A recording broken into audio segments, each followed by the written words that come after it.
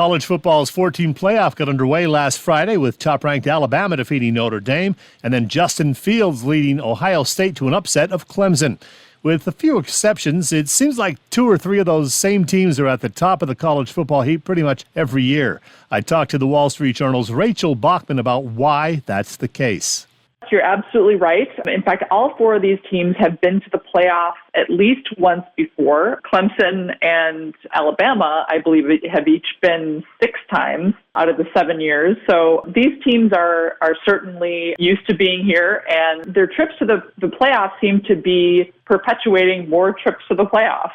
Yeah, this is year 7 of the college football playoff system. Only 11 programs have reached football's Final Four. In your piece, you say it comes down to money and recruiting. How so? Well, a really brief history lesson. So major college football is unusual among NCAA sports in that the NCAA actually does not run the championship for the sport. And so the championship format really evolved over time. Long story short, in the 1990s, a coalition of conferences got together and decided to actually hold a championship because there wasn't one before then. And it's evolved into the Bowl Championship Series, which was 5 bowls, one of which was the designated national title game. And they were really quite well promoted.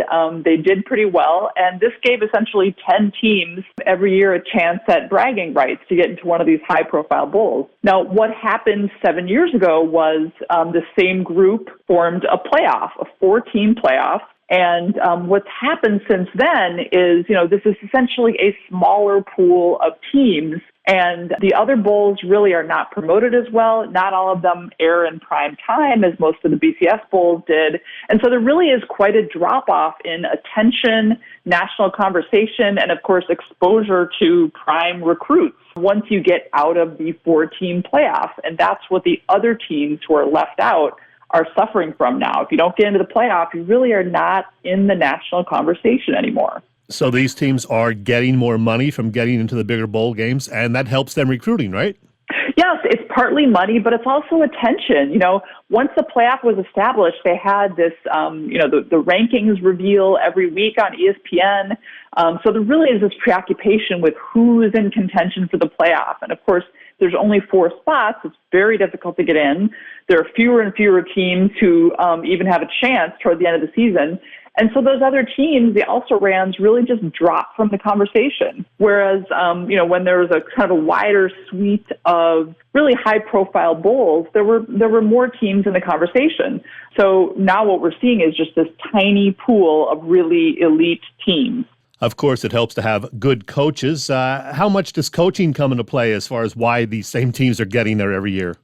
Well, that's been critical, especially at Alabama, where people forget that, before Nick Saban arrived in 2007, Alabama had been a little bit in the doldrums. So he really revitalized that program, brought back its absolute elite status. Same thing happened at Clemson, which didn't have as long a history as Alabama did, but it had won one national title before Dabo Swinney arrived. And, both of those coaches are just top-notch. Obviously, they've had some wind at their back with some of the recruits they've landed. Same thing at Ohio State. Ohio State has had a string of really Hall of Fame level coaches, which has coincided with this arrival of the playoff. And, those things together, top coaches, top recruits, and this heightened exposure that the playoff has brought really have combined to keep these teams' streaks going. There's a lot of clamor for expanding the pool to at least 8 teams. I'm sure unbeaten Cincinnati would vote yes to that. Any chance of the CFP folks expanding the playoff system? Well, it's interesting. They had said no in recent times, but I wonder if this year might persuade them to change their mind because, the pandemic really accelerated this trend toward some players opting out of playing in the postseason, especially because these non-playoff bowls are increasingly meaningless. And so I think if you expand the playoff, you just simply spread the number of bowls that are really viable in terms of national attention, and you might motivate some of those star players to stay around and, sort of make the whole postseason more interesting.